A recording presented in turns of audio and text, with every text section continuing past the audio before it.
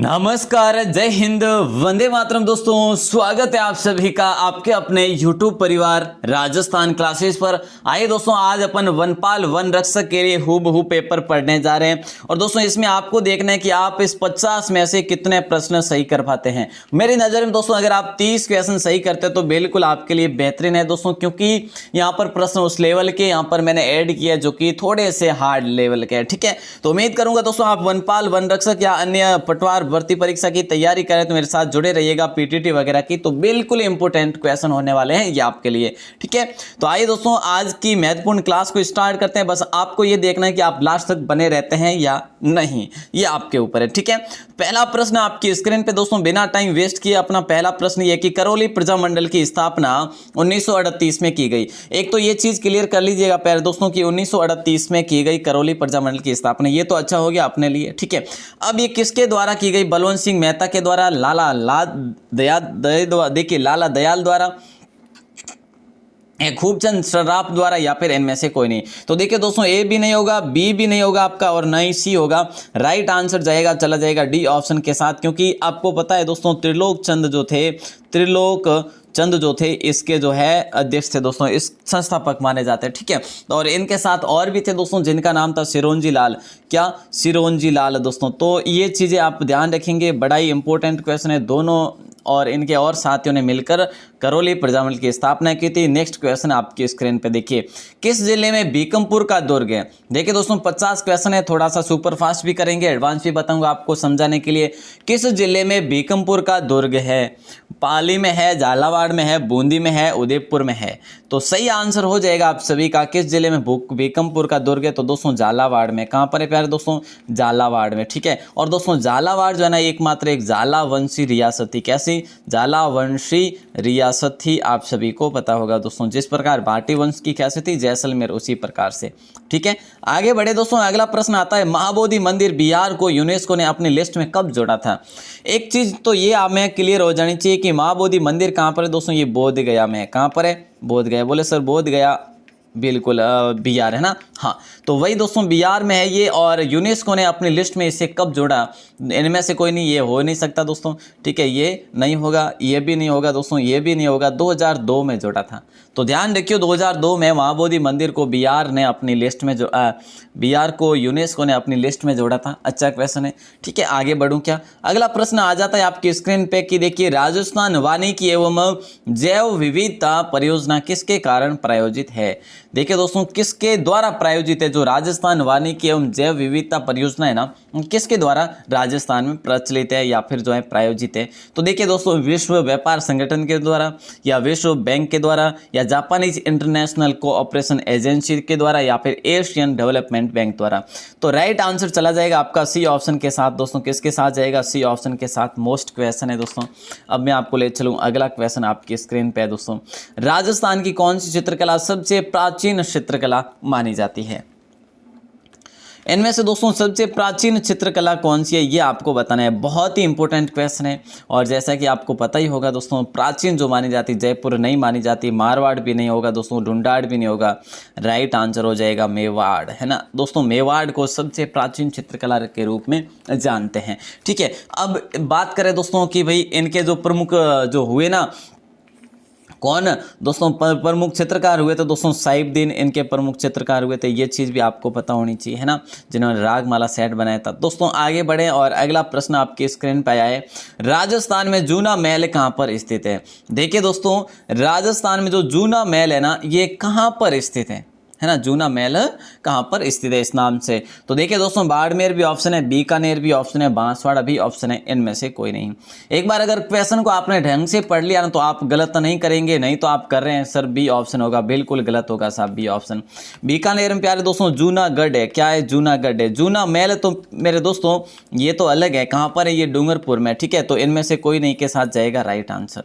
जूना महल कहाँ पर है दोस्तों? डूंगरपुर में। ठीक है, तो अगर गलत पढ़ा तो बिल्कुल ये आपका क्वेश्चन तो गलत ही होगा। काउंटिंग करते रहियो, है ना, लास्ट तक देखना है कि आपके कितने प्रश्न सही होते हैं। आइए मेरे दोस्तों अगला प्रश्न दिखाता हूं आपको। इसी प्रकार से अगला प्रश्न है, राजस्थान में बावनगढ़ का दुर्ग जो है किस जिले में स्थित है? राजस्थान में बावनगढ़ का दुर्ग जो है ये कौन से जिले में स्थित है, ऐसा ही क्वेश्चन पूछा जा रहा है। अब ये चीज़ आपको पता होनी चाहिए कि बावनगढ़ का जो दुर्ग है ना, बावनगढ़ का दुर्ग, इसे दोस्तों बाला किला कहा जाता है, बाला किला कहा जाता है। तो अच्छा क्वेश्चन है, इसके बारे में आपको जानकारी रखनी है, ठीक है। तो इसका राइट आंसर जो हो जाएगा आपका अलवर हो जाएगा। आसान सा क्वेश्चन है। अब जब बाला किले के बारे में बात कर ली तो बिल्कुल आसान क्वेश्चन ही होगा, डी ऑप्शन के साथ चला जाएगा राइट आंसर, ठीक है। और दोस्तों इसकी जो ऐसा है जी, माना ये जाता है कि अलगू राय ने इसका निर्माण करवाया था। किसने? अलगू राय ने। उसके बाद देखिए दोस्तों, ये अलगू राय जो था ये कौन था? ये कोकिल देव का पुत्र था। ये कौन थे? कछवा थे दोस्तों, ठीक है। तो इंपॉर्टेंट क्वेश्चन है, बड़ा अच्छा क्वेश्चन है, ध्यान रखियो। अगला प्रश्न आ जाता है, राजस्थान में विधानसभा के अध्यक्ष कौन है फिलहाल? राजस्थान में विधानसभा के अध्यक्ष कौन है दोस्तों? कैलाश मेघवाल या फिर सीपी जोशी या फिर जो है या फिर परसराम मदेरणा या पूनम चंद बिश्नोई? तो अच्छा क्वेश्चन है दोस्तों, सीपी जोशी हो जाएगा राइट आंसर, ठीक है। 2019 से ये कंटिन्यू है दोस्तों, बी ऑप्शन के साथ जाएगा राइट आंसर, ठीक है। और दोस्तों प्रथम जो विधानसभा अध्यक्ष थे वो कौन थे? प्रथम विधानसभा अध्यक्ष की बात कर ली जाए कि वो कौन थे, तो दोस्तों नरोत्तम लाल जोशी थे। कौन थे? नरोत्तम लाल जोशी थे, नरोत्तम लाल जोशी। तो अच्छा क्वेश्चन दोस्तों, आज आपको ये देखना है कि एक दो क्वेश्चन आपके करंट जीके के भी ऐड होने वाले इसमें, ठीक है ना। तो अच्छा क्वेश्चन होगा दोस्तों, अच्छे जो है क्वेश्चन होंगे आपके लिए, ठीक है। नरोत्तम लाल जोशी की बात करें तो 1952 से 1957 तक रहे थे, ठीक है। तो ये चीज़ भी आप ध्यान रखेंगे। अब मैं आपको ले चलूँ आगे। अगला प्रश्न आता है, वह जिला युग्म जहाँ सागवान के वन पाए जाते हैं। देखिए दोस्तों, वह जिला युग्म जहाँ सागवान के वन पाए जाते हैं, उदयपुर होगा, डूंगरपुर होगा, जोधपुर होगा, जालोर होगा। देखिए उदयपुर डूंगरपुर होगा या जोधपुर जालोर होगा या बीकानेर सीकर होगा या सिरोही पाली होगा। तो यहाँ पर अगर देखा जाए राइट आंसर की, तो बिल्कुल उदयपुर व डूंगरपुर जो भी बता रहे ना, उन सभी का राइट आंसर हो जाएगा दोस्तों, ठीक है ना। तो देखिए इसके बारे में अगर बात करें तो ये इसके अलावा भी प्रतापगढ़ है, डूंगरपुर है, दक्षिणी उदयपुर है, ठीक है, और आबू पर्वत वगैरह है। इसमें भी कुछ भाग में ये सागवान वन पाए जाते हैं। बाकी आड़ोती को आप पूरा ले लीजिएगा, ठीक है। आड़ोती में सागवान वन पाए जाते हैं मेरे दोस्तों। अब मैं आपको ले चलूँ आगे और बता दूं दोस्तों, यहाँ पर केवल राजस्थान जी के नहीं है, इंडिया जी के भी है ना, और साइंस भी है, पर्यावरण भी है, सारा कुछ है ना, पूरा का पूरा। आपको पता ही है कि राजस्थान क्लासेस पर जो है अपन इस प्रकार से हर सप्ताह में एक मॉडल पेपर पढ़ते हैं। तो देखिए दोस्तों, यहाँ पर प्रश्न है कि नागरिक प्रचारिणी सभा की स्थापना धौलपुर में जनता को जागृत करने के लिए किस वर्ष में की गई? ऐसा क्वेश्चन आपसे किया जा रहा है। नागरिणी प्रसारिणी सभा की स्थापना कहाँ पर की गई? धौलपुर में की गई दोस्तों। एक चीज़ तो आपकी ये क्लियर हो जाती है। फिर हम जो है आ जाते ए ऑप्शन के साथ कि कब की गई दोस्तों? ए ऑप्शन हो जाएगा 1934 ईस्वी में की गई थी। कब की गई? 1934 ईस्वी में। नेक्स्ट क्वेश्चन है दोस्तों 11 नंबर, अंतरिक्ष का नगर किसका जो है किसे कहा जाता है? जो है ना अंतरिक्ष का जो नगर है ना, ये किसे कहा जाता है दोस्तों? ये आपको बताना है। बहुत ही इंपॉर्टेंट क्वेश्चन है दोस्तों। अंतरिक्ष का नगर जो है ना किसे कहा जाता है? तो भुवनेश्वर को नहीं कहा जाता दोस्तों, बेंगलुरु को कहा जाता है क्या? बिल्कुल बी ऑप्शन के साथ चला जाएगा राइट आंसर दोस्तों, ठीक है। अब आपसे और भी बात की जाए कि भी इलेक्ट्रॉनिक नगर किसे कहा जाता है दोस्तों, तो इलेक्ट्रॉनिक नगर भी बेंगलुरु को ही कहा जाता है दोस्तों। अब मैं आपसे पूछ लूँ कि भारत का उद्यान किसे कहते हैं? तो भारत का उद्यान भी इसे ही कहते हैं दोस्तों, भारत का उद्यान और इलेक्ट्रॉनिक नगर दोस्तों, ठीक है। तो इंपॉर्टेंट क्वेश्चन है, बेंगलुरु हो जाएगा दोस्तों। और इसे सॉफ्टवेयर सिटी के नाम से भी जानते हैं, वुड सिटी के नाम से भी जानते हैं, बहुत सारे नाम है इसके, ठीक है। तो ये कहाँ पर है दोस्तों? ये कर्नाटका में है। अच्छा क्वेश्चन है मेरे लाडलों, अगला प्रश्न आपकी स्क्रीन पे आ जाता है कि भाई पादराइट्स नामक खनिज कहाँ पाया जाता है? ये दोस्तों ये कहाँ के है? ये आपको अगर याद है तो दोस्तों ये राजस्थान की खान है, राजस्थान का क्षेत्र, राजस्थान के क्षेत्र है ये सारे के सारे खदानों के। अब आपको ये बताना है कि राइट आंसर क्या हो जाएगा। पादराइट्स नामक जो खनिज पाया जाता है ना मेरे दोस्तों, ये सलादीपुर में पाया जाता है। बोले सर सलादीपुर कहाँ पे है? तो दोस्तों सलादीपुर जो है ना ये आपका सीकर में पड़ता है। कहाँ पर पड़ता है सलादीपुर दोस्तों? सीकर में पड़ता है। तो राइट आंसर हो जाएगा सी ऑप्शन। आप कहेंगे सर ये चंदेरिया ये जो है ये भी एक खनन क्षेत्र है तो प्रसिद्ध है, ये कहाँ पे? तो दोस्तों चित्तौड़गढ़ में। दोस्तों जगतपुर की बात करें ये उदयपुर में, सभी को बताएं। दोस्तों कोसलू की बात कर लूँ आपसे तो ये बाड़मेर में। ये चीज़ें जो है आपको ध्यान ही होगा। वैसे अगला प्रश्न आपकी स्क्रीन पर, संकोच नदी किन दो राज्यों के बीच में सीमा बनाती है? संकोश नदी जो है दोस्तों ये कौन से दो राज्यों के बीच में सीमा बनाती है? बिहार और पश्चिम बंगाल में, असम और अरुणाचल प्रदेश में, असम और पश्चिम बंगाल की, या फिर बिहार और झारखंड की। तो बहुत ही इंपॉर्टेंट है। संकोश नदी जो है ना, ये तो संकोश नदी जो है दो राज्यों के बीच में सीमा बनाती है। तो राइट आंसर चला जाएगा बी ऑप्शन के साथ। देखिए असम और अरुणाचल प्रदेश हो जाएगा। क्या? बी ऑप्शन राइट आंसर हो जाएगा। ये दोस्तों उत्तरी भूटान से आती है, ठीक है। और वैसे बात करें तो ये ब्रह्मपुत्र में मिल जाती है। कहाँ पर मिलती है? असम में मिलती है दोस्तों, ठीक है। चलो आगे बढ़े। और असम और अरुणाचल प्रदेश की सीमा निर्धारण करती है दोस्तों। अच्छा क्वेश्चन है। इसी लेवल से अगर आपकी चंबल के बारे में भी पूछ लिया जाए कि मध्य प्रदेश उत्तर प्रदेश, तो दोस्तों मध्य प्रदेश से सीमा बनाती है काफ़ी, उत्तर प्रदेश से भी सीमा बनाती है अपनी, है ना, राजस्थान से चंबल वाली। चलिए दोस्तों, विश्व में सौर ऊर्जा से संचालित नाव सर्वप्रथम कौन सी झील में चली थी? ये आपको बताना है। विश्व में सौर ऊर्जा से संचालित नाव सर्वप्रथम कौन सी झील में चली थी?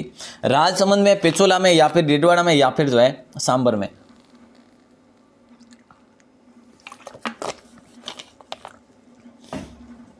राइट आंसर आप सभी का हो जाएगा सर, हम तो बी ऑप्शन को लॉक करेंगे, पिछोला झील में। बिल्कुल दोस्तों, पिछोला झील कहाँ पर है? ये प्यारे दोस्तों उदयपुर में। इसके अंतर्गत दोस्तों कितने टापू बने हुए? 2 टापू बने हुए, जग मंदिर और जग निवास महल। सभी को पता है ना। चलो आगे बढ़ते हैं मेरे दोस्तों। अगला प्रश्न आपकी स्क्रीन पे आ जाता है और उसकी दोस्तों अगर निर्माण की बात करें या फिर जो है ना, तो दोस्तों बनाई थी चित्रमल नागोरा ने, उसको खोदा गया था दोस्तों किसके काल में? लाखा के काल में, ठीक है ना।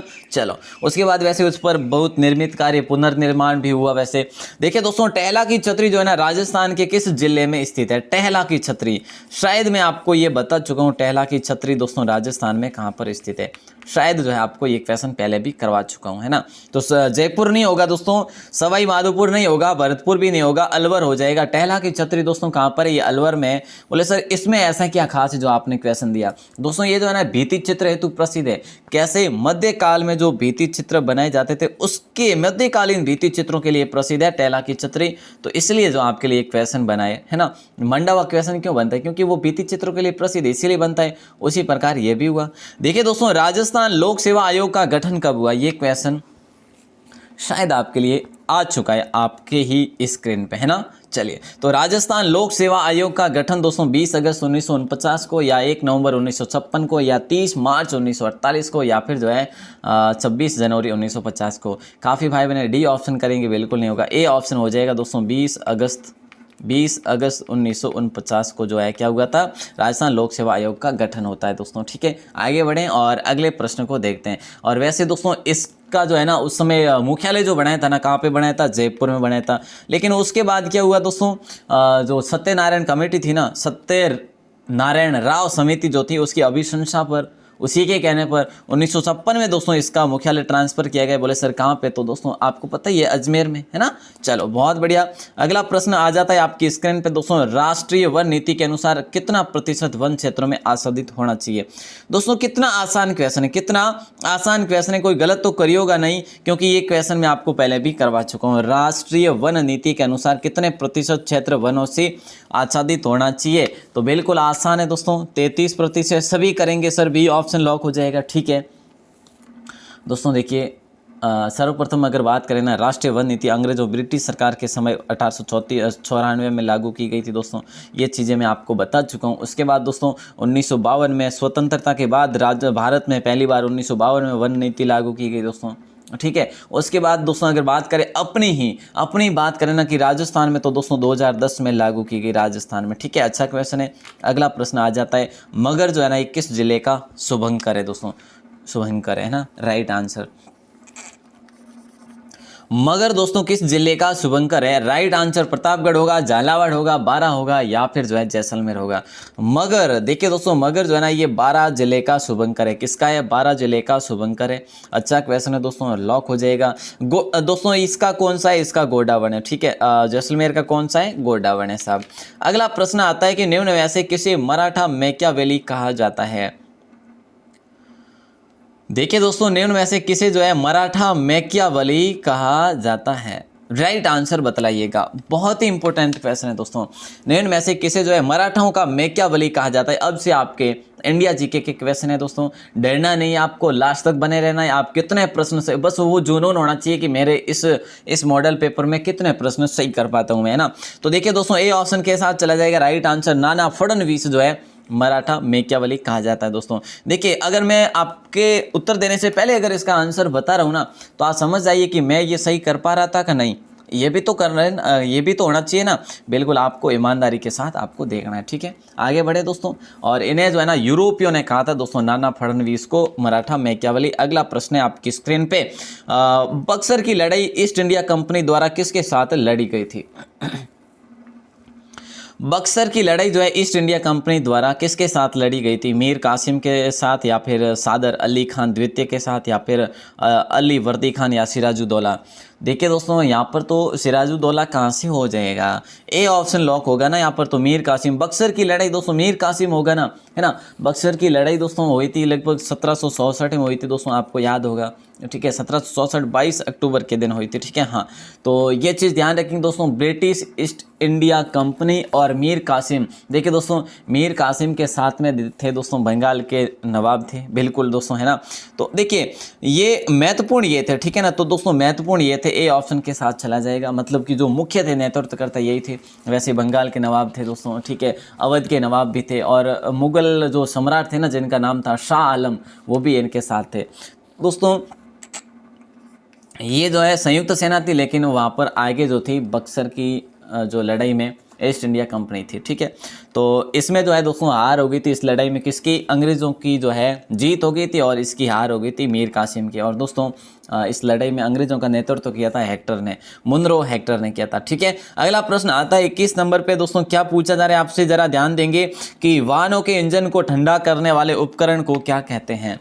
वाहनों के इंजन को ठंडा करने वाले उपकरण यंत्र को क्या कहते हैं? रेफ्रिजरेटर, रेडिएटर, या फिर कार्बोरेटर, या फिर जीएम काउंटर? राइट आंसर सभी का हो जाएगा रेडिएटर होगा दोस्तों, ठीक है। क्या हो जाएगा? रेडिएटर, बी ऑप्शन सही आंसर हो जाएगा।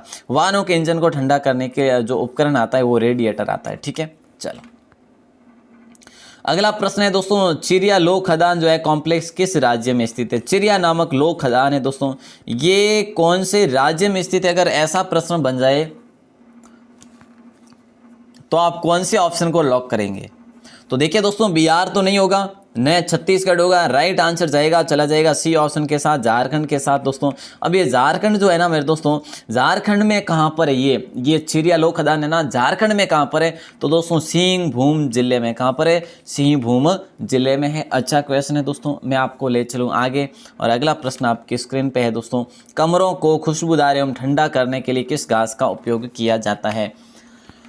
दोस्तों न्यू क्वेश्चन है, आपको बताना है राइट आंसर। कमरों को खुशबूदार और ठंडा करने के लिए किस घास का उपयोग किया जाता है? सेवन घास का, दामन घास का, खस घास का, या फिर अंजन घास का? ये सारी की सारी दोस्तों क्या है? घास है, ठीक है, ये घास है दोस्तों। अब आपको ये बताना है राइट आंसर की बात करें तो दोस्तों सही आंसर बिल्कुल होगा खस घास हो जाएगा, ठीक है। क्या होगा? खस घास जो है ना दोस्तों, ये कमरों को खुशबूदार और ठंडा रखने के लिए इस घास का उपयोग किया जाता है दोस्तों। राइट आंसर खस हो जाएगा, ठीक है। अगला है कि निम्न में से ऊंट की नस्ल दोस्तों कौन सी है? इनमें से जो ऊंट की नस्ल है ना मेरे दोस्तों, ये कौन सी है? नाचना है, या गोमट है, या फिर बीकानेर की, या फिर उपरोक्त सभी? तो सही आंसर दोस्तों, ऊंट की नस्ल सारी है ना, नाचना भी है, गोमट भी है, बीकानेर भी है। नाचना ऊंट दोस्तों आपको सभी को पता होगा कि जो है ये दौड़ने में सबसे तेज है, ठीक है। और दोस्तों सर्वाधिक ऊंट की बात करें तो आपके जैसलमेर में सर्वाधिक ऊंट पाए जाते हैं दोस्तों। न्यूनतम की बात करें दोस्तों कि भाई न्यूनतम ऊंट कहां पर है, तो दोस्तों प्रतापगढ़ में, ठीक है। तो अच्छा क्वेश्चन है, लॉक हो जाएगा डी ऑप्शन के साथ। अगला प्रश्न आता है, पोलावरम प्रोजेक्ट किस राज्य में स्थित है? ये दोस्तों क्या है? ये प्रोजेक्ट है, जल परियोजना है ये। देखिए पोलावरम प्रोजेक्ट किस राज्य में स्थित है? मध्य प्रदेश में, या फिर गुजरात में है, या आंध्र प्रदेश में, या फिर कर्नाटक में? तो प्यारे दोस्तों राइट आंसर आप सभी का हो जाएगा सर, ये पोलावरम जो है ना ये आंध्र प्रदेश में, बिल्कुल साहब आंध्र प्रदेश में है दोस्तों। सी ऑप्शन के साथ चला जाएगा राइट आंसर। गोदावरी नदी पर है दोस्तों, कौन सी नदी पर? गोदावरी नदी पर है दोस्तों, ध्यान रखियो, ठीक है। और अगर दोस्तों पूछा जाए ये क्या है, एक बहुउद्देशीय परियोजना है, ठीक है, क्या एक बहुउद्देशीय परियोजना है दोस्तों। 2004 में इसका काम शुरू हुआ था, ठीक है, 2004 में इसका काम शुरू हुआ था, लेकिन 2019 में दोस्तों इसका काम जो है लगभग फाइनल हुआ है, ठीक है। और आगे बढ़े दोस्तों और अगले प्रश्न को देखें। लेकिन इसकी जो विद्युत क्षमता है ना दोस्तों, विद्युत उत्पादन करने की क्षमता इस प्रोजेक्ट की, तो विद्युत उत्पादन भी करता है, ठीक है, तो 960 मेगावाट है दोस्तों, ये चीज़ भी ध्यान रखियो। अगला प्रश्न मैं आपको दे रहा हूँ नंबर 26 क्वेश्चन, डेम्पियर होजेस रेखा निम्न में से किससे संबंधित है। देखिए दोस्तों यहाँ पर नर्वस नहीं होना है आपको। डेम्पियर होजेस रेखा जो है निम्न में से किससे संबंधित है। सारे क्वेश्चन दोस्तों अब इस प्रकार के आने वाले हैं। राइट आंसर खंबात की खाड़ी नहीं होगा, पलकट जल देखिए जलद मरु मध्य भी नहीं होगा, अंडमान में निकोबार भी नहीं होगा। राइट आंसर होगा डी ऑप्शन दोस्तों, सुंदरवन, ठीक है। ये दोस्तों ये क्या है, ये एक काल्पनिक रेखा है, ठीक है। डेम्पियर होजेस रेखा जो है ना एक काल्पनिक रेखा है दोस्तों, ठीक है। और इसे जो है ना खींचा गया था, कब खींचा गया था दोस्तों, 1829-30 में लगभग खींचा गया था, ठीक है। दोस्तों आगे बढ़ते हैं और अगले प्रश्न को देखें। तो अगला प्रश्न आपकी स्क्रीन पे, एक्स रे का आविष्कार किसके द्वारा किया गया था। देखिए दोस्तों एक्सरे का आविष्कार जो है ना ये किसके द्वारा किया गया था। एक्सरे का आविष्कार किसके द्वारा किया गया था। रदरफोर्ड के द्वारा, रदरफोर्ड ने किया था, या फिर न्यूटन ने किया था, या फिर रोंटजेन ने किया, या फिर बेयर्ड ने।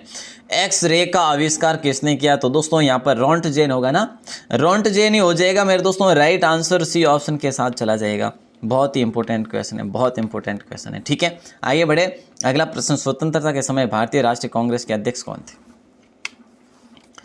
देखिए दोस्तों स्वतंत्रता के समय भारतीय राष्ट्रीय कांग्रेस के जो अध्यक्ष थे ना वो कौन थे दोस्तों, वो आपको बताना है। बहुत ही अच्छा, बहुत ही इंपॉर्टेंट क्वेश्चन है। अब देखिए दोस्तों अगर हम बात करें इसी के बारे में, अच्छा क्वेश्चन है, ठीक है। अब देखिए दोस्तों महात्मा गांधी होगा, या फिर JB कृपलानी होगा, या फिर जो है दोस्तों सरोजिनी नायडू होगा, या इनमें से कोई नहीं। स्वतंत्रता के समय JB कृपलानी थे दोस्तों। बहुत ही अच्छा क्वेश्चन है, ठीक है ना, बहुत ही अच्छा क्वेश्चन है। अब देखिए दोस्तों अगर पूछा जाए इनका पूरा नाम, दोस्तों देखिए ये जो था ना ये 1946वां था अधिवेशन। कौन सा था, 1946वां अधिवेशन था, सॉरी 1946 का अधिवेशन था दोस्तों, ठीक है। मेरठ में इसका ये अधिवेशन हो रहा था दोस्तों, ठीक है। इसमें आचार्य JB कृपलानी जी रहे थे अध्यक्ष दोस्तों। तो देखिए इनका पूरा नाम था जीवंत राम भगवंत दास। जीवंत पूरा नहीं लिख पा रहा हूँ मैं, पेन सही नहीं है, तो जीवंत राम भगवान दास कृपलानी जो इनका पूरा नाम था दोस्तों। 1946 मेरठ में अधिवेशन था 1946 का, जिसे अपन 55वां अधिवेशन भी कहते हैं। आज़ादी के समय ये कांग्रेस के अध्यक्ष थे। शराब गुटखा किस रहस्यवादी कवि की हस्तलिपि है। देखिए दोस्तों जो हस्तलिपि है ये किसकी हस्तलिपि है दोस्तों, ये किसकी कृति है। शराब गुटखा, शराब और गुटखा, तो इसी नाम से है दोस्तों, ध्यान रखना, इंपॉर्टेंट क्वेश्चन है। कौन कौन बताएंगे देखते हैं। जवाब जनाब बिल्कुल जो है राइट आंसर भक्त पीपा हो जाएगा दोस्तों। ए ऑप्शन है ना, बी नहीं होगा, सी भी नहीं होगा, डी भी नहीं होगा, तो ए ऑप्शन के साथ चला जाएगा राइट आंसर, है ना। आगे बढ़े दोस्तों और अगला प्रश्न आपकी स्क्रीन पे है। अगला प्रश्न आपकी स्क्रीन पे ये कि ईस्ट इंडिया कंपनी ने किस वर्ष बॉम्बे को पुर्तगालियों से अलग किया था। देखिए दोस्तों मैंने आपको बताया जैसे कि अधिवेशन अपन पढ़ लेंगे, ठीक है। अधिवेशन भी पढ़ना है हमें, मुख्यमंत्री राजस्थान के पढ़ने हैं, काफ़ी अपने टॉपिक जो है पढ़ने ही है। वैसे ईस्ट इंडिया कंपनी ने किस वर्ष बॉम्बे को पुर्तगालियों से अलग किया था, तो राइट आंसर 1663 होगा, या फिर 1668 होगा, या 1670 होगा, या फिर 79 होगा। तो देखिए दोस्तों राइट आंसर बी ऑप्शन हो जाएगा। 1668 जो होगा इंपॉर्टेंट है, बी ऑप्शन के साथ चला जाएगा, ठीक है। और दोस्तों ईस्ट इंडिया कंपनी जो बॉम्बे को जो है, ईस्ट इंडिया कंपनी ने किस वर्ष 1968 में बॉम्बे को पुर्तगालियों से प्राप्त किया। फिर इन्होंने जो है ना पुणे, इनका पहले दोस्तों कहाँ पर था, पहले इनकी कंपनी जो थी ना दोस्तों सूरत में थी, ठीक है। उसके बाद इन्होंने अपना जो मुख्यालय स्थापित किया ना वो बॉम्बे में किया था, उससे पहले कहाँ पे थी, सूरत में थी, ठीक है। आगे बढ़ूं। अगला प्रश्न, सैंधव सभ्यता राखी गढ़ी की खोज किसके द्वारा की गई। देखिए दोस्तों सैंधव सभ्यता जो है राखी गढ़ी की खोज जो है किसके द्वारा की गई, सूरज भान के द्वारा, दयाराम साहनी के द्वारा, RC मजूमदार के द्वारा, इनमें से कोई नहीं। मोस्ट क्वेश्चन है प्यारे दोस्तों, राइट आंसर की बात करें तो क्या हो जाएगा, सूरज भान हो जाएगा। आसान सा प्रश्न है, सूरज भान। दोस्तों राखी गढ़ी कहाँ पे, हिसार में। हिसार कहाँ पर है दोस्तों, हरियाणा में है। ये वहाँ की सभ्यता है दोस्तों। अगर पूछ लिया जाए भारत की सैंधव कालीन की सबसे बड़ी सभ्यता कौन सी है, तो दोस्तों राखी गढ़ी सभ्यता है, ठीक है। तो ये चीज़ें आपको ध्यान रखना है मेरे दोस्तों। इसकी खोज की बात करें दोस्तों 1963 में हुई थी। कब? 1963 में होती है। ठीक है साहब, आगे बढ़ूं और अगला प्रश्न आपकी स्क्रीन पे आ जाता है। रणजीत सागर परियोजना किस हेतु उपयोगी है? ये आपको बताना है। रणजीत सागर नाम से जो दोस्तों परियोजना है, रणजीत सागर, ये परियोजना किस हेतु उपयोगी है? हरियाणा के लिए, राजस्थान के लिए, जम्मू कश्मीर के लिए, या फिर उपरोक्त सभी? तो चला जाएगा राइट आंसर डी ऑप्शन के साथ। बहुत ही इंपॉर्टेंट क्वेश्चन था दोस्तों। हीलियम गैस को गुब्बारों में क्यों भरा जाता है? अब देखिए, हीलियम गैस जो है ना, ये गुब्बारों में क्यों भरा जाता है, ऐसा क्वेश्चन आपसे किया जा रहा है। तो उसका जो परमाणु क्रमांक 2 है इसलिए, वह वायु से जो है हल्की है इसलिए, या वह जल के अवयव में से एक है, या वह एक उत्कृष्ट गैस है। हीलियम गैस को गुब्बारों में क्यों भरा जाता है? क्योंकि वो वायु से हल्की होती है मेरे दोस्तों। बी ऑप्शन को लॉक कीजिएगा। बहुत ही आसान है, साइंस वाले तो बिल्कुल कर पाएंगे ये क्वेश्चन। उनके लिए तो बिल्कुल चंद सेकंडों में करने वाला सवाल है ना। चलो अगला प्रश्न आपकी स्क्रीन पे दोस्तों, क्या होगा जवाब बताइए। देखिए दोस्तों, गौतम जो रास किसकी कृति है? देखिए गौतम रास है, नाम क्या है? गौतम रास है। ठीक है, ये गौतम रास जो है ना, ये किसकी कृति है दोस्तों? यहाँ से जो है इसको डिवाइड करिए स्पेस करना है यहाँ पे। ठीक है, तो राइट आंसर की बात कर ले दोस्तों, तो कौन कौन बताएंगे? विजय प्रभु उपाध्याय हो जाएगा क्या? बिल्कुल साहब हो जाएगा। ए ऑप्शन को अपन यहाँ पर लॉक करेंगे। कौन से ऑप्शन को? ए ऑप्शन को। बोले सर रेवतदान चारण द्वारा, तो दोस्तों मैंने आपको बताया था बरखा बीननी इनके द्वारा लिखी गई। क्या? बरखा बीननी जो है ना, बरखा बीननी इन्हीं के द्वारा लिखी गई दोस्तों। मैं लिख देता हूँ बरखा बीननी। ठीक है, और दोस्तों देखिए जो जयसोम है ना, जयसिम सोम के द्वारा लिखी गई थी 12 भावना वेली। ठीक है, 12 भावना वेली। ठीक है, तो ये इनके द्वारा लिखी गई दोस्तों। और कृष्णदत्त के द्वारा प्रताप प्रकाश लिखा गया, प्रताप प्रकाश लिखा गया। ये चीजें बता चुका हूं साहब आपको, है ना। चलिए, हाथी में बाहर की ओर निकले दांत निम्न में से किस प्रकार के होते हैं? हाथी के जो बाहर की ओर निकले दांत होते हैं ना, वो निम्न में से किस प्रकार के होते हैं? कृंतक दंत होते हैं, या रदनक दंत होते हैं, चवर्णक दंत होते हैं, या उपरोक्त सभी? तो देखिए दोस्तों, इसका जो राइट आंसर होगा ना, निकले दांत, बाहर की ओर निकले दांत, वो हो जाएगा कृंतक दंत हो जाएगा। ए ऑप्शन के साथ चला जाएगा राइट आंसर दोस्तों। अगला प्रश्न आपकी स्क्रीन पे 2018 राष्ट्रमंडल खेलों का आयोजन कहाँ पर हुआ था? देखिए दोस्तों, मोस्ट क्वेश्चन है आपके लिए, मोस्ट इंपोर्टेंट क्वेश्चन है। 2018 राष्ट्रमंडल खेलों का आयोजन जो है कहाँ हुआ था? कनाडा में, इंग्लैंड में, ऑस्ट्रेलिया में, भारत में?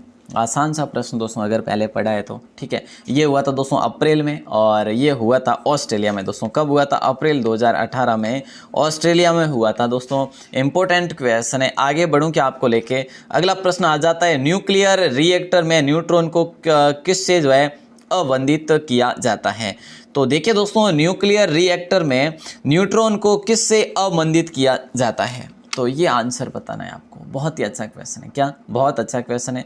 राइट आंसर विखंडनीय पदार्थ नहीं होगा, मॉडरेटर हो जाएगा दोस्तों। बी ऑप्शन क्या हो जाएगा? मॉडरेटर। ठीक है, अच्छा क्वेश्चन है। अब देखिए दोस्तों, न्यूक्लियर रिएक्टर में न्यूट्रॉन को किससे अवंदित किया जाता है? तो मॉडरेटर के साथ। ठीक है, बी ऑप्शन को लॉक किया जाएगा। देखिए दोस्तों, ये जो है ना, ये कृति मतलब कि अपने इंडिया जीके के लेवल की है दोस्तों। अब आपको आंसर बताना है कि देखिए विक्रमांक देव चरित की रचना जो है किसके द्वारा की गई? विल्लन के द्वारा, वीटा प्रथम के द्वारा, वारंगल के द्वारा, कोंकणी वर्मा के द्वारा? तो देखिए दोस्तों, राइट आंसर की बात करें, बहुत आसान क्वेश्चन है ये, बहुत आसान है। ए ऑप्शन हो जाएगा आपका विल्लन, है ना। विक्रमांक देव चरित्र की रचना दोस्तों विल्लन के द्वारा की गई। ठीक है, और इसमें दोस्तों किसका जो है प्रकाश डाला गया? विक्रमादित्य का प्रकाश डाला गया दोस्तों। विक्रमादित्य 6 का। ठीक है, 6 का प्रकाश डाला गया। देखिए, और अगर बात करें ये दरबारी कवि किसके थे? इन्हीं के दरबारी कवि थे दोस्तों। आगे बढ़ूं, अगला प्रश्न है, निम्न में से कौन सा मानव हार्मोन्स नहीं है? देखिए दोस्तों, इनमें से जो है ना मानव हार्मोन्स नहीं है, तो एड्रीनलिन जो मानव हार्मोन्स नहीं है, या फिर इंसुलिन नहीं है, या फिर सेक्रेटरी नहीं है, या फिर ऑक्सी नहीं है। वेरी वेरी इंपॉर्टेंट क्वेश्चन दोस्तों। अब आपको ये बताना है कि राइट आंसर क्या होगा। बहुत आसान क्वेश्चन है ना, बहुत ही आसान क्वेश्चन। निम्न में से कौन सा मानव हार्मोन नहीं है? ऑक्सीजन नहीं है दोस्तों। तो डी ऑप्शन राइट आंसर हो जाएगा दोस्तों। मानव की जो सबसे बड़ी ग्रंथि अगर पूछा जाए तो कौन सी है प्यारे दोस्तों? यकृत है। ठीक है, क्या है? यकृत है। और दोस्तों सबसे छोटी की अगर पूछ लिया जाए तो दोस्तों कौन सी है? पिट्यूटरी है। कौन सी है? पिट्यूटरी है। ये क्वेश्चन दोस्तों ध्यान रखना, कहीं चप ना जाए, है ना। चलिए, तो मुझे ऐसा लग रहा है, मेरा दिल ये कहता है कि बिल्कुल सब सकते हैं ना। चलिए, नंबर 40 क्वेश्चन आपकी स्क्रीन पे। बेरी बेरी रोग जो है किस विटामिन की कमी से होता है? देखिए दोस्तों, बेरी बेरी जो रोग है ये कौन सी विटामिन की कमी से होता है, ये आपको आंसर देना है इसका। तो थायमिन, राइबोफ्लेविन, या फिर जो है फोलिक एसिड, या निकोटिक अम्ल। दोस्तों थायमिन ही होगा यहाँ पे, तो है ना, थायमिन ही होगा। बेरी बेरी रोग किस विटामिन की कमी से हो जाता है? दोस्तों थायमिन की कमी से हो जाएगा राइट आंसर। ठीक है, आगे बढ़े। मतलब कि ये दोस्तों अगला प्रश्न आपकी स्क्रीन पे है। मैग्नीशियम के दहन से जो उत्पादक बनते हैं वे दोस्तों अम्लीय होते हैं। देखिए, मैग्नीशियम के दहन से जो बनते हैं ना वो क्या होते हैं? मैग्नीशियम के दहन से बनते हैं, दहन से, ठीक है, तो जलने से। दोस्तों कितना आसान क्वेश्चन है, कितना आसान क्वेश्चन है। अम्लीय होगा नहीं, उदासीन भी नहीं होगा दोस्तों, क्षारीय हो जाएगा। मैग्नीशियम के दहन से तो क्षारीय ही होगा ना दोस्तों, ठीक है ना, तो क्षारीय हो जाएगा। अच्छा क्वेश्चन है, इसको लॉक करेंगे। अगला प्रश्न आता है, कुंवर छुड़ा किसका पुत्र था? दोस्तों ध्यान रखना, कुंवर छुड़ा, ठीक है। अगर आज के बाद कभी राव छुड़ा आ जाए ना, आपको गलत करना है दोस्तों, क्योंकि देखिए राव छुड़ा तो जो थे ये कहाँ के थे? ये जोधपुर के थे। आज दोस्तों देखिए बुक्स में और कई बार जो है मैंने भी आपको गलत बताया होगा, जो राव छुड़ा जो भीष्म पितामह नहीं, राव नहीं थे वे दोस्तों, वो कुंवर थे, ठीक है। तो ध्यान रखना, कुंवर छुड़ा थे दोस्तों, राव आपको नहीं रखना है। राव जो है ना, राव तो ये थे अपने जोधपुर वाले दोस्तों। कई बार जो है हमारे क्वेश्चन इस प्रकार से भी आते हैं, है ना। चलिए, तो कुंवर छुड़ा किसका पुत्र था? राणा लाखा का था। महाराणा प्रताप तो होगा नहीं, राणा मोकल का या फिर राणा रतन सिंह का। दोस्तों कुंवर छुड़ा जो है ना, राणा लाखा का ही पुत्र था। मोकल भी लाखा का ही पुत्र था दोस्तों, ठीक है। ए ऑप्शन हो जाएगा दोस्तों। मोकल जो है हंसाबाई से उत्पन्न पुत्र था दोस्तों, ये चीज़ आपको ध्यान रखनी है। कुंवर छुड़ा दोस्तों ये भीष्म पितामह कहा जाता है, भीष्म पितामह। इन्होंने दोस्तों अपने पिता से प्रतिज्ञा कर ली थी कि भाई मुझे जो है सेवा करनी है बस, और कोई शादी वादी नहीं करनी है। क्योंकि देखिए दोस्तों, जब लाखा ने हंसाबाई से शादी की तो हंसाबाई की जहाँ से यहाँ पर है ना मारवाड़ के शासकों ने यहाँ पर वो कर ली थी कि जो हंसाबाई से जो उत्पन्न होगा ना पुत्र वही है जो शासक बनेगा। तो ये शर्तें जो है कर ली थी दोस्तों पहले से ही, इसीलिए, ठीक है। अगला प्रश्न आपकी स्क्रीन पे है। मंगोलों के सबसे ज़्यादा आक्रमण जो है किसके काल में हुए थे, है ना। मंगोलों के सबसे ज़्यादा आक्रमण किसके काल में हुए थे? जब भारत पर इन लोगों का आक्रमण था, भारत पर इन लोगों का राज था, तब है जो मंगोलों के सबसे ज़्यादा आक्रमण इल्तुतमिश पर हुआ, या बलबन, या अलाउद्दीन, या फिर फिरोज जलालुद्दीन फिरोज। तो देखिए दोस्तों, अलाउद्दीन खिलजी हो जाएगा, सी ऑप्शन के साथ चला जाएगा राइट आंसर। और इसने जो इस आक्रमण से बचने के लिए, अलाउद्दीन ने बचने के लिए क्या क्या आपको पता है? बचने के लिए इसने जो है पुराने किलों की मरम्मत करवाई, नए नए मतलब कि किले बनाए, ठीक है। मतलब कि लौह और रक्त की नीति अपनाई थी। क्या? लौह और रक्त की नीति अपनाई थी दोस्तों, ये चीज़ ध्यान रखना, इंपॉर्टेंट क्वेश्चन है, ठीक है। अगला प्रश्न आपकी स्क्रीन पे आ चुका है। निम्न में से किस धातु को केरोसिन में डुबो कर रखते हैं? इनमें से कौन सी धातु को हम जो केरोसिन में डुबो कर भी रख सकते हैं जनाब? राइट आंसर, सोडियम को, मैग्नीशियम को, जिंक को, सभी को। तो देखिए दोस्तों, निम्न में से कौन सी धातु को केरोसिन में डुबो कर भी रख सकते हैं? तो कितना आसान होगा आपके लिए मेरे दोस्तों, ए ऑप्शन के साथ चला जाएगा राइट आंसर, सोडियम। अब उम्मीद करूंगा आपकी आप जो है ना लास्ट तक बने रहे हैं दोस्तों, तो आपको सैल्यूट है। मैं सुपर फास्ट भी करा रहा हूँ और एडवांस भी दोस्तों दे रहा हूँ, तो आपको कोई बोरिंग महसूस नहीं होनी चाहिए, मैं लाड लूँ, ठीक है। अगला प्रश्न है आपकी स्क्रीन पे 45 नंबर।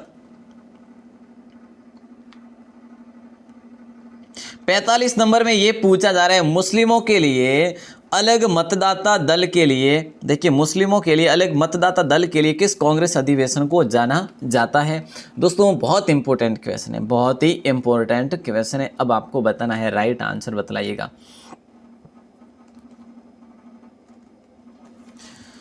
देखिए दोस्तों, राइट आंसर, बिल्कुल सही आंसर जो होगा ना, ए ऑप्शन होगा नहीं, बॉम्बे अधिवेशन भी नहीं होगा, लखनऊ अधिवेशन हो जाएगा। मुस्लिमों के लिए अलग मतदाता दल के लिए किस कांग्रेस अधिवेशन को जाना जाता है?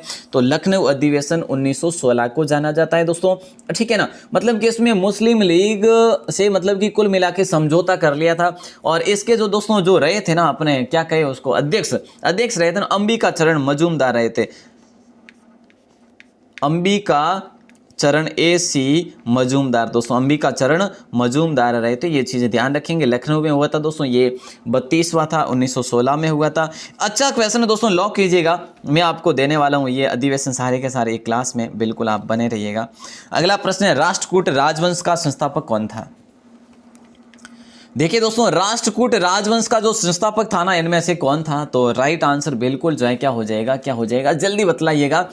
ए ऑप्शन होगा दंतीदुर्ग, या फिर वत्सराज, या धर्मपाल, या फिर जो है कृष्णदेव प्रथम। तो राइट आंसर दंतीदुर्ग होगा। कोई अगर इसको भी गलत कर रहे हैं तो साहेब बहुत बड़ी भूल है, क्योंकि कई बार हज़ारों बार इसको करवा चुका हूँ। 752 ईस्वी की बात है, 752 में इन्होंने की थी दोस्तों, ठीक है।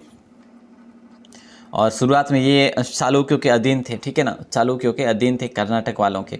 अगला प्रश्न है दोस्तों, देखिए मैं आपको बता दूं 50 क्वेश्चन होने वाले। अब आपको 50 में से कितने सही करने, जो बीच में जुड़े ना वे पूछेंगे सर कितने क्वेश्चन हैं। तो दोस्तों मैं शुरुआत में बता चुका हूं 50 में से आप कितने सही करेंगे। तो आपसे कहना चाहूँगा आप शुरुआत में लाइव स्टार्ट से आ जाया करें, ठीक है, तभी आपके सारे क्वेश्चन जो है, मुझे पता है कि आप जो बीच में जोड़ते हैं ना वो बाद में बहुत कम देखते हैं शुरुआत से, तो शुरुआत से देखा करो। आप ही के लिए जो है ये मेहनत कर रहा हूँ। फिर एक भी क्वेश्चन अगर मिस हो गया ना तो आप कहेंगे सर ये आपने करवाया नहीं, हो सकता है मैंने करवाया है ना। वो चीज़ वो शुरुआत से देखने वालों को ही पता होगी कि कितने क्या करवाया है ना। चलो, तो केंद्रीय चावल अनुसंधान केंद्र का मुख्यालय जो है कहाँ पर स्थित है? बैरकपुर, कटक, पूना, नागपुर। तो राइट आंसर दोस्तों उड़ीसा होगा। और उड़ीसा में क्या है प्यारे दोस्तों? कटक है। ये क्वेश्चन मैं आपको पहले भी करवा चुका हूं, ठीक है ना। अच्छा क्वेश्चन है दोस्तों, और आगे बढ़े तो अगला प्रश्न आ जाता है, चावड़ा राजपूत राजवंश का शासनकाल राजस्थान में कहां पर था? चावड़ा राजपूतों का जो शासनकाल था दोस्तों, ये कहां पर था, ये आपको बताना है। झालावाड़ होगा, मेवाड़ होगा, जयपुर होगा, या फिर आबू होगा। मोस्ट क्वेश्चन है प्यारे दोस्तों, मोस्ट क्वेश्चन है। राइट आंसर आबू हो जाएगा। चावड़ा राजपूत आबू के थे, ठीक है। बसंतगढ़ शिलालेख दोस्तों आपको याद होगा, है ना, जिसमें राजस्थान आदित्य नाम हमें मिलता है ना दोस्तों। चावड़ा का सबसे प्राचीन राज्य अगर बात करें तो भीनमाल है। क्या है? भीनमाल है। अच्छा क्वेश्चन है दोस्तों, आगे बढ़े। अगला प्रश्न आता है, सिल्वर तथा कॉपर ऊष्मा के क्या होते हैं? देखिए दोस्तों, सुपर फास्ट की है मैंने, एडवांस भी बताया आपको मैंने, साथ ही साथ एडवांस भी बताया। बिल्कुल 35 मिनट में अपना सारा जो है हो गया। सिल्वर तथा कॉपर ऊष्मा के सबसे अच्छे चालक है, या फिर कम चालक है, या फिर अचालक है, या फिर सबसे अच्छे कुछ चालक है। सिल्वर जो है ना, सिल्वर और कॉपर जो है ना ऊष्मा के सबसे अच्छे चालक है दोस्तों, है ना, यही होगा ना। ए ऑप्शन ही होगा, बिल्कुल ए ऑप्शन को लॉक किया जाएगा, है ना। चलो दोस्तों, अब मैं आपको लास्ट क्वेश्चन देता हूँ, ठीक है ना, और आपको आंसर देना है। राजस्थान में अन्नपूर्णा दूध योजना कब शुरू की गई थी, ये आपको बताना है। दिख गया क्या आंसर है? दिख गया होगा शायद, है ना। कोई बात नहीं, अगर दिख गया है तो भी कर लियो, और नहीं दिखा तो भी कर लियो। राजस्थान में अन्नपूर्णा दूध योजना कब शुरू की गई थी? राइट आंसर बतलाइए दोस्तों। 26 जनवरी 2018, 30 अप्रैल 2018, 2 जुलाई 2018, 2 जुलाई 2018। लॉक कर दीजिएगा 2 जुलाई 2018। इससे आगे मैं बढ़ भी नहीं रहा हूँ ना, सी ऑप्शन को लॉक किया जाएगा मेरे दोस्तों। और इसमें क्या होता है, कक्षा 1 से लेकर कक्षा 5 तक के बच्चों को क्या दोस्तों 150 ml दूध, और कक्षा 6 से लेकर 8 के बच्चों को क्या 200 ml दूध विद्यालयों में दिया जा रहा है, ठीक है। और दोस्तों ये जो है ना, ये दूध सप्ताह में लगभग 3 दिन है शायद, है ना, 3 दिन है, मैं आपको बता दूंगा, ठीक है। अगर ऐसा कुछ अलग फेरबदल है तो बिल्कुल 3 दिन ही है शायद। तो उम्मीद करूंगा दोस्तों आज ये क्लास जो हुई है आपके लिए बेहतरीन साबित हुई होगी। आपने 50 में से कितने सही किए 12 के कमेंट में बताना है ना। जो क्रॉस का बटन है ना, यहाँ पर क्लिक करना है आपको, उसके बाद बाहर कमेंट सेक्शन ओपन हो जाएगा, उसमें आपको बताना है कि आपके कितने प्रश्न सही हुए हैं, ठीक है ना। और मैं आपके लिए अब एक और क्वेश्चन लेता हूँ दोस्तों, जिसका आंसर आपको बाहर आके कमेंट सेक्शन में देना है। दोस्तों देखिए, कांग्रेस का तीसरा अधिवेशन कहाँ पर हुआ था? कांग्रेस का तीसरा अधिवेशन कहाँ पर हुआ था? कहाँ पर हुआ था? तो ये क्वेश्चन बहुत ही इंपॉर्टेंट है दोस्तों, ध्यान रखना और बता देना मुझे इसका आंसर, ठीक है। और बिल्कुल मन बेरो है कि आपने क्लास बड़ी अच्छी लगी वेला। और बिल्कुल जिन भी भाई बहन ने क्लास बढ़िया लगी हुई वे लाइक वाई कर देजो। लाइक रो मतलब कि पसंद कर देजो, ठीक है। क्लास ने पसंद करनी है, ठीक है नहीं, हाँ तो क्लास ने पसंद कर लेजो। और अपने बात करें तो शेयर वगैरह किया करो, आपने और भी भाई बहनों ने जोड़ा करो ताकि वो भी जो है आपकी क्लास रो आनंद ले सके। और दोस्तों इन आनंद री अनुभूति तो है नहीं वही कर सके जो लास्ट तक बने रहन, लास्ट तक जो है नहीं क्लास ने देखन मतलब देखन और बाद में जो आपरो आंसर बतावे, आपरो जो है स्कोर बताओ, वही आनंद ले सके, आनंद री अनुभूति ले सके। बाकी तो हर के नहीं बस बात को नहीं है नहीं। चलो बहुत बढ़िया बात है दोस्तों। और पहली बार हो चैनल में आते हैं तो सब्सक्राइब कर लीजिए, बेल प्रेस भी दबा दीजिए। बाकी जो आप लोगों कोई पैसा वैसा नहीं ले रही हूँ फ़िलहाल तो है नहीं, और उम्मीद ऐडी करूँ कि नहीं ले आपको पैसा वगैरह, स्टडी निःशुल्क है और निःशुल्क ही करवाऊँगा, ठीक है दोस्तों। सभी का आभार, सभी का धन्यवाद। जय हिंद, वंदे मातरम। मिलते हैं अगले एपिसोड में, तब तक के लिए आभार। अपना विश्वास और स्नेह ऐसे ही बनाए रखें। धन्यवाद।